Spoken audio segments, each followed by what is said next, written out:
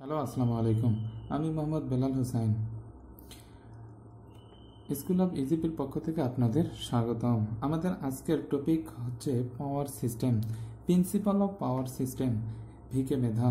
Principal of power system V K মেধার আজকে আমরা 11তম অধ্যায় নিয়ে আলোচনা করব। তো 11তম অধ্যায়ে আন্ডারগ্রাউন্ড কেবল।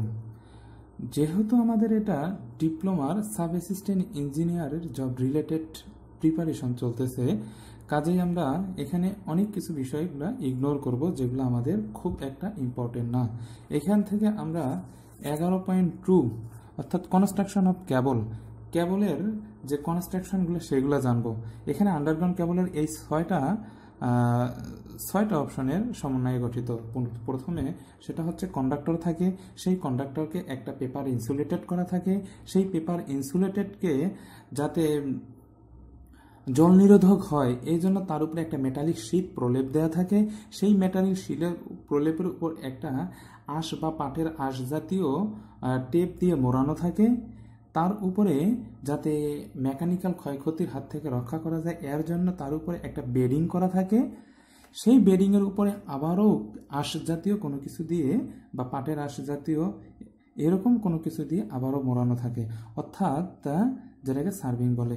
এই যে total conductor, paper insulation, lead sheet, bedding, armouring আর সার্ভিং, এইটা আমরা একটু দেখে নিব। এরপর এইখান থেকে 11.3টা আমরা একটু দেখে নিব, আদারওয়াইজ এগুলো লাগবে না। আর এইখান থেকে ক্লাসিফিকেশন অফ কেবল, অর্থাৎ যেটা আমরা বলি যে এলটি আমার কত সর্বোচ্চ কী পরিমাণ লোড ভোল্টেজ নিতে, এলটি কেবল কী পরিমাণ ভোল্টেজ নিচ্ছে, এসটি কেবল কীভাবে কী পরিমাণ নিচ্ছে, এসটি কীভাবে নিচ্ছে, ইএইচটি কীভাবে নিচ্ছে, এই অপশন কয়েকটা আমরা দেখে নিব।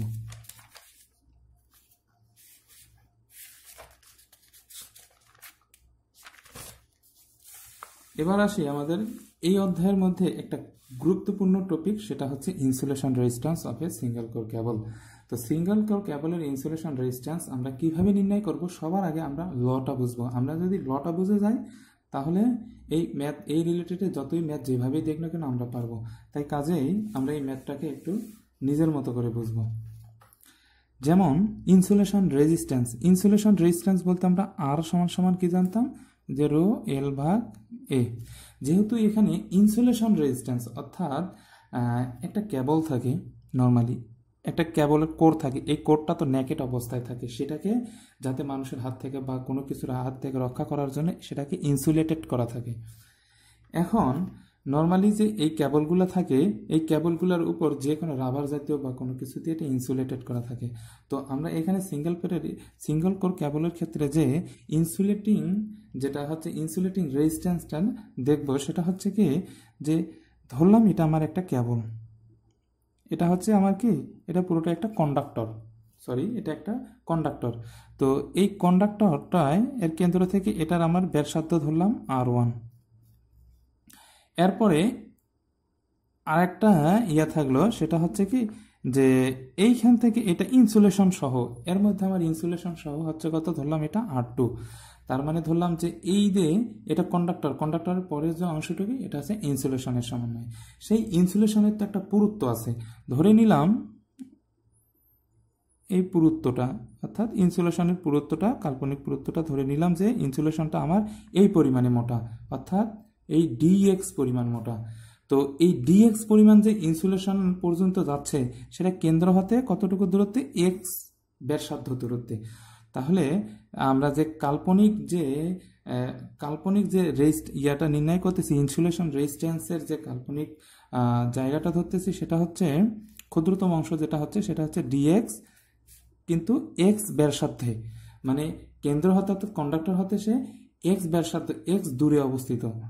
আর R1 হচ্ছে কি, এটা হচ্ছে কন্ডাক্টর, তার পিওর যে কন্ডাক্টর আছে এই কন্ডাক্টরটার রেডিয়াস হচ্ছে এই পরিমাণ, আর R1 পরিমাণ, অর্থাৎ R1 পরিমাণ হচ্ছে কি কন্ডাক্টরের ব্যাস, এটা হচ্ছে কি কন্ডাক্টরের ব্যাসার্ধ, R2 হচ্ছে পুরো কেবলটার ব্যাসার্ধ, যে পুরো কেবলটা, এটা হচ্ছে হোল কেবল, সমগ্র কেবলটার ব্যাসার্ধ। এখন এই R2 মাইনাস R1 যদি দেই তাহলে আমি এই থিকনেসটা পাবো, যে আমার ইনসুলেশনের যে থিকনেস কি পরিমাণ মোটা, আমার কেবলটা ইনসুলেশন রেজিস্ট্যান্সটা কি পরিমাণ মোটা সেটা আমি নির্ণয় করতে পারবো। ধরলাম এটা আমার সেই থিকনেস। এখন যেহেতু এখানে আমি একটা কাল্পনিক থিকনেস ধরেই নিচ্ছি যে ইনসুলেশন রেজিস্ট্যান্সের কাল্পনিক থিকনেস এটা, সেটা dx ধরছি এবং সেটা x ব্যাসার্ধে ধরছি। তো এই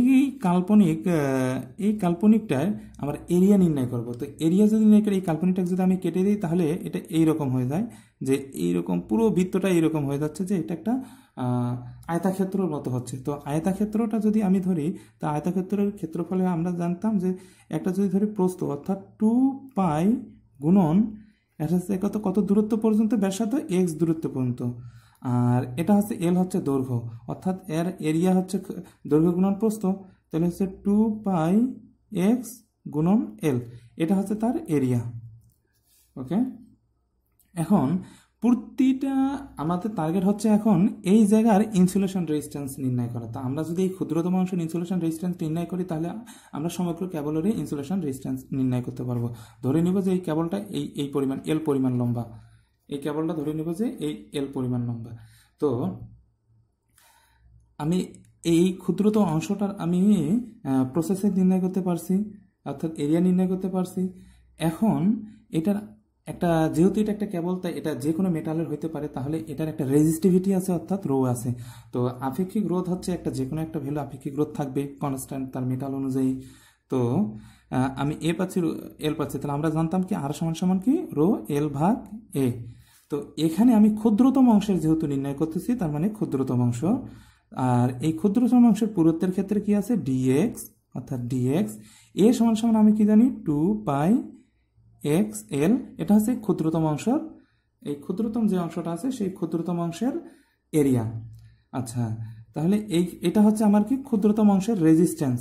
তাহলে আমার এই ক্ষুদ্রতম অংশটার আমার রেজিস্ট্যান্স, কিন্তু আমার কেবলটা অনেক বড়, অর্থাৎ কেবলটা আমার এল মিটার পর্যন্ত বড়।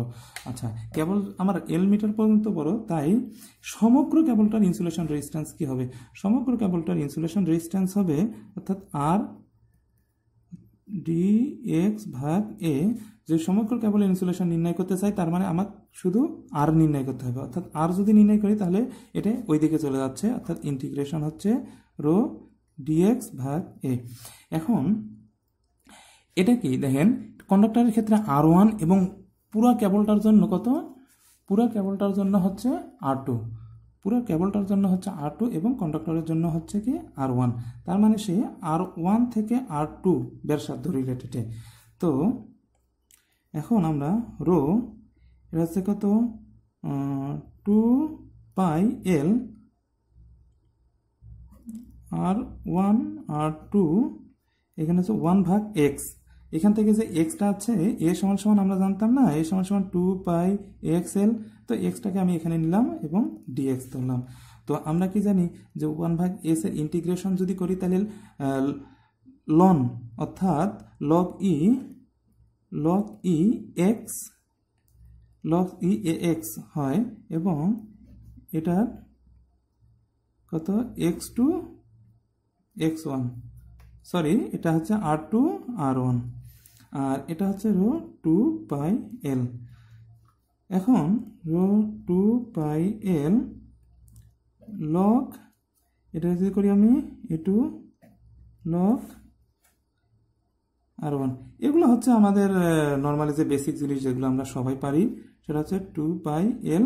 এটাকে যদি আমি সূচক রিলেটেড নিয়ে আসি, তার মানে বিয়োগ থাকলে ভাগ হয় আর 1, অর্থাৎ আমার সমগ্র কেবলটির ইনসুলেশন রেজিস্ট্যান্স হচ্ছে আর সমগ্র কেবলটির ইনসুলেশন রেজিস্ট্যান্স হচ্ছে এটা। এই সূত্রটা আমরা মনে রাখবো, এই সূত্রটা আমাদের খুব ইম্পর্টেন্ট একটা সূত্র। এখন আমরা এটার একটা ম্যাথ দেখব। এখন দেখি যে এ single core cable has a conductor diameter of এত, অর্থাৎ কন্ডাক্টর হচ্ছে কত, কন্ডাক্টর এটা যদি কন্ডাক্টর হয় তাহলে এর ডায়ামিটারটা হচ্ছে কত 1 cm, তাহলে 1 cm ডায়ামিটার অর্থাৎ ডি, তার মানে কি একটা আর অর্থাৎ দুটো আর মিলেই তো একটা ডি হচ্ছে, তাহলে আর সমান ডি ভাগ 2। যেহেতু এটা আমার সিএমএ আছে, আমি আমার সুবিধার ক্ষেত্রে সিএমএই সব নিতে পারি অথবা সব মিটারে নিতে পারি। তো আমি সিএমএই সব নিলাম। তো সিএমএ সব যদি নেই তাহলে এখানে 1 সিএম অর্থাৎ 0.5 সিএম। এখন সব আমি সিএমএ নিলে সব সিএমএ নিব, সব যদি মিটারে নিই সব মিটারে নিব।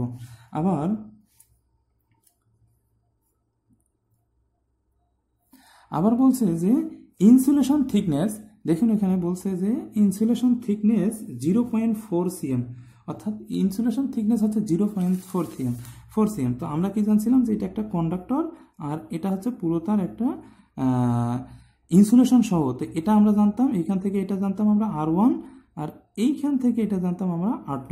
তো এখানে ইনসুলেশন থিকনেস অর্থাৎ ইনসুলেশন থিকনেস হচ্ছে কি যে এইখানে যে আমরা পুরুত্বটা ধরছিলাম বা ইনসুলেশনটা কি পরিমাণ মোটা সেটা। তো আমরা ইনসুলেশন কি পরিমাণ মোটা সেটা আমরা কি জানতাম যে R2 যেটা নির্ণয় করতাম সেটা R1 প্লাস ইনসুলেশন সহ থাকতো, অর্থাৎ ইনসুলেশন থিকনেস কেননা দেখেন এটা হচ্ছে R1,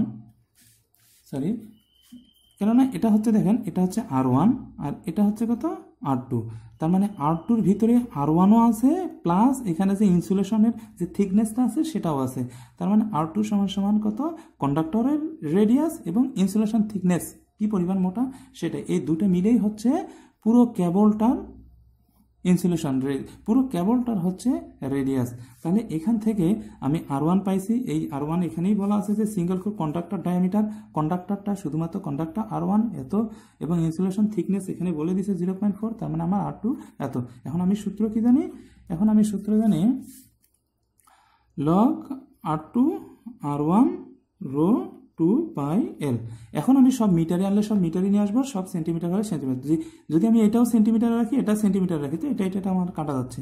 তো কাজেই এটাই আমার কোনো ফ্যাক্ট না, তাই আমি এইখানে এইটাকে মিটারে নিব, এটাকে মিটারে নিব এবং এই এলকে মিটারে নিব। এখানে যেহেতু L 2 কিলোমিটারের কথা বলা হয়েছে, দেখেন এখানে L 2 কিলোমিটারের কথা বলা হয়েছে, তার মানে আমি জাস্ট এখানে L এর জন্য মিটারে নিয়ে আসবো আর এটাকে ওহম মিটারে নিয়ে আসবো, জাস্ট এনাফ। আর এখানে log E R2 ভাগ R1 মিনস হচ্ছে, এটা যদি আপনার ক্যালকুলেটর না থাকে আপনি এইভাবে লিখবেন,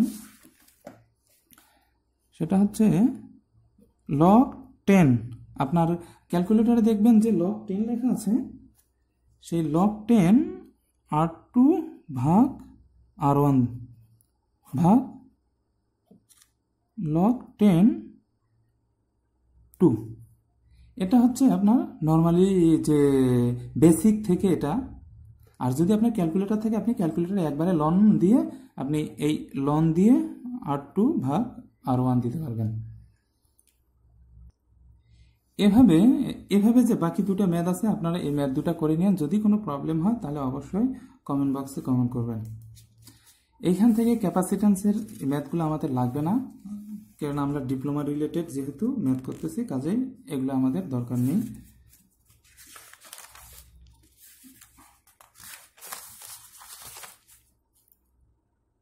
আমরা একবারেই 11.22 মারি লুপ টেস্ট, অর্থাৎ এখানে যে আমরা লুপ টেস্ট দুটো জানি, একটা হচ্ছে মারি লুপ টেস্ট আর একটা ভার্লি লুপ টেস্ট। আন্ডারগ্রাউন্ড কেবলের ক্ষেত্রে আমরা ফল্ট নির্ণয়ের ক্ষেত্রে দুটোই পড়লেই আনাম, সেটা হচ্ছে মারি লুপ টেস্ট, ভার্লি লুপ টেস্ট।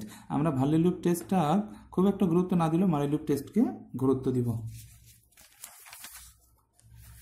এইখানে দেখুন যে তারা কি বলতেছে যে মারি লুপ টেস্টের গ্রাউন্ড ফল্টের, যে মারি লুপ টেস্টে দিয়ে যে আমরা গ্রাউন্ড ফল্ট নির্ণয় করি সেটা কিভাবে নির্ণয় করি, জাস্ট একটা চিত্রের মাধ্যমে যদি চাই তাহলে আমরা দিয়ে দেব। সেটা হচ্ছে গ্রাউন্ড ফল্ট নির্ণয়ের ক্ষেত্রে মারি লুপ টেস্টের ক্ষেত্রে আপনি সবার আগে করবেন একটা ভালো কেবল নির্ণয়, একটা ভালো কেবল নেবেন, তার সঙ্গে যেটা ফল্ট নির্ধারণ কেবল, এইখান থেকে এই কেবলটা দেখেন আমি করে রাখছি যে এইখান থেকে এই কেবলটা হচ্ছে আমার, এই কেবলটায় ফল্ট হয়েছে, আর এই কেবলটা ফল্ট হয়েছে। এখন আমি এই কেবলটার ফল্টটা গ্রাউন্ডের সাপেক্ষে ফল্ট হয়েছে, যেহেতু আমি গ্রাউন্ড ফল্ট মারি লুপ টেস্টের সাহায্যে গ্রাউন্ড ফল্ট নির্ণয় করতেছি, কাজেই এই কেবলটা আমার ফল্ট হয়েছে সেটাকে আমি নির্ণয় করবো গ্রাউন্ডের সাপেক্ষে। তো এটা হচ্ছে আমার গ্রাউন্ডের ফল্ট হয়েছে, এটা আমার গ্রাউন্ড ফল্ট, এটা আমার ফল্ট কেবল, এটা আমি একটা এক্সট্রা একটা ভালো কেবল নিয়েছি। কেননা মারি লুপ টেস্টের বৈশিষ্ট্য হচ্ছে সে গ্রাউন্ড ফল্ট নির্ণয় করতে গেলে একাই পারে না, তার সঙ্গে আরেকটা ভালো কেবল নিতে হয়, কেননা এটা মূলত হুইস্টন ব্রিজ নিয়মে চলে, তো কাজেই তাকে কী করতে হয়, হুইস্টন ব্রিজ কমপ্লিট করতে গিয়ে তাকে আরেকটা ভালো কেবল নিতে হয়েছে। এটা একটা ভালো কেবল, আর তাকে এই ফল্ট কেবলের সাথে একটা লো রেজিস্ট্যান্স দিয়ে সংযোগ করা হয়েছে। এই যে সংযোগ করা হয়েছে এটা একটা লো রেজিস্ট্যান্স দিয়ে একটা কানেক্ট করা হয়েছে। তো এটা হচ্ছে ভালো কেবল, এটা হচ্ছে ফল্ট কেবল। তো এই ভালো কেবলটার দৈর্ঘ্য হচ্ছে এখান থেকে এইখানে পুরো দৈর্ঘ্যটাই হচ্ছে এল, এবং খারাপ কেবল যেটা সেটারও দৈর্ঘ্য হচ্ছে এইখান থেকে এইখানে দৈর্ঘ্যটা হচ্ছে এল। আর এই জায়গা থেকে পুরো জায়গাটার রেজিস্ট্যান্স এই পয়েন্ট পর্যন্ত, এই জায়গা তো ফল্ট হয়েছে, ধরলাম এই ডি প্রান্ত এখানে ফল্ট হয়েছে, তাহলে সে এইখান থেকে এইখান পর্যন্ত, এই ফল্ট বিন্দু পর্যন্ত তার ভ্যালু ধরলাম আর। তাহলে সে এইখান থেকে এই অবস্থা পর্যন্ত তার ফল্ট ভ্যালু হচ্ছে আর। আর এই ফল্ট থেকে, অর্থাৎ এখানে তো আমি আমার ব্রিজটা লাগাবো, এই ব্রিজটা থেকে এই ধরলাম এই পয়েন্টটা হচ্ছে পি, এই পয়েন্টটা হচ্ছে ই, অর্থাৎ এই যে এই ই পয়েন্ট হতে যেখানে ফল্ট হয়েছে একটা আনুমানিক ধরছি যে এই ফল্ট পর্যন্ত তার দূরত্ব ধরছিলাম এল এক্স, এবং তার যে টোটাল রেজিস্ট্যান্স ধরছি এক্স। তার মানে কি ধরলাম যে এইখান থেকে এই পর্যন্ত যে ভালো কেবলটা আমি পাইলাম, এটা একটা ভালো কেবল, এটা একটা ফল্ট কেবল, তো ফল্ট তো আমার হচ্ছে এইটুকু জায়গার মধ্যে আমি বিবেচনা করছি। তার মানে এইখান থেকে এইখান যে রেজিস্ট্যান্স আসছে তার টোটাল হচ্ছে আর। আর এই ফল্ট থেকে এবং যেখান থেকে আমি টেস্ট করছি, আমার এই যে ব্রিজটা লাগাইছি এই ব্রিজটা পর্যন্ত তার হচ্ছে কত, টোটাল রেজিস্ট্যান্স হচ্ছে এক্স, এবং যার দূরত্ব হচ্ছে এলএক্স মিটার। আর এটা যেহেতু আমার হুইস্টন ব্রিজের মতো হয়, হুইস্টন ব্রিজ রিলেটেড, কাজেই এইটা আমার ভেরিয়েবল হবে এবং এটা ভেরিয়েবল হবে। এই দুটাকে আমি ভেরি করে জিনিসটা, এই ব্রিজটাকে আমি ব্যালেন্সে নিয়ে আসবো। আর যখন ব্যালেন্স হবে তখন এখানে শূন্য পয়েন্ট নির্দেশ করবে, অর্থাৎ সার্কিটটা হবে এরকম। এখানে দেখুন যে পি এবং কিউ দুইটা ভেরিয়েবল, এই দুইটাকে ভেরি করে তাদের ব্যালেন্স করতে হচ্ছে। এইখান থেকে এটা তার ফল্ট বিন্দু, দেখেন এটা হচ্ছে তার ফল্ট পর্যন্ত, এবং এই পুরো কেবলটার রেজিস্ট্যান্স হচ্ছে আর, এবং এই পুরো কেবলটা এই ফল্ট এইখান পর্যন্ত তার পুরো কেবলটার রেজিস্ট্যান্স হচ্ছে আর। তাহলে আমি তাদেরকে ব্যালেন্স করব। এখন ব্যালেন্স, এটা তো একটা ব্যাটারি, তো এই ব্যালেন্স যেহেতু করব, ব্যালেন্সের ক্ষেত্রে আমার কি করার নিয়ম হচ্ছে কি, যে পি এক্স সমান আর কিউ, মানে হচ্ছে কি ক্রস সিস্টেম। তো ক্রস সিস্টেম যদি হয় তাহলে পির সাথে এক্স আর আর এর সাথে কিউ, তো আর এর সাথে কিউ যদি ধরি আমরা, পি ভাগ কিউ সমান আর ভাগ এক্স। এখন আমি যদি এটার ক্ষেত্রে উভয় সাইডে ওয়ান বেশি ধরলাম, অর্থাৎ প্লাস, অর্থাৎ আর ভাগ এক্স প্লাস ওয়ান, অর্থাৎ পি প্লাস কিউ ভাগ কিউ সমান আর প্লাস এক্স ভাগ এক্স, অর্থাৎ এক্স সমান হচ্ছে এত।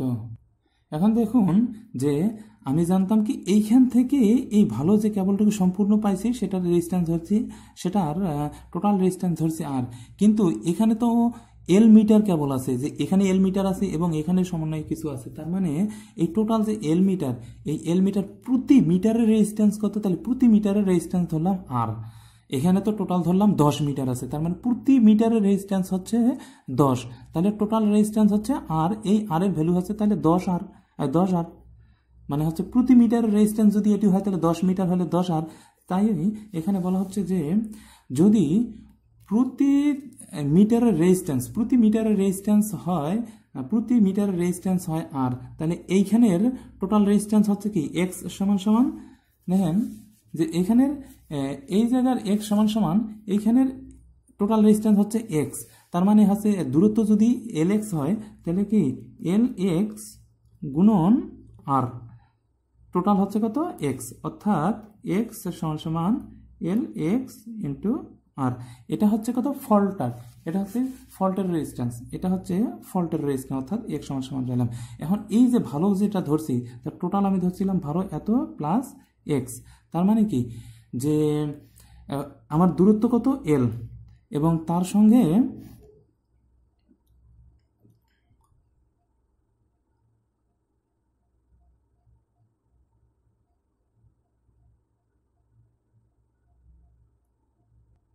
তাহলে কি যে আমার তাহলে আর প্লাস এক্স, তাহলে আর প্লাস এক্স কত হয়, তার মানে কি আর প্লাস এল কি উপরে ভালো কেবলটা এবং ফল্ট কেবলটা দুটো মিলেই তো একটা আর একটা টোটাল এক্স হচ্ছে, অর্থাৎ তাহলে কি হচ্ছে দুটা এল হচ্ছে, অর্থাৎ দুটা এল এর সঙ্গে আর গুণ আকারে থাকতেছে, অর্থাৎ 2L আর, অর্থাৎ 2L আর থাকতেছে টোটাল রেজিস্ট্যান্স, অর্থাৎ 2L থাকতেছে টোটাল রেজিস্ট্যান্স।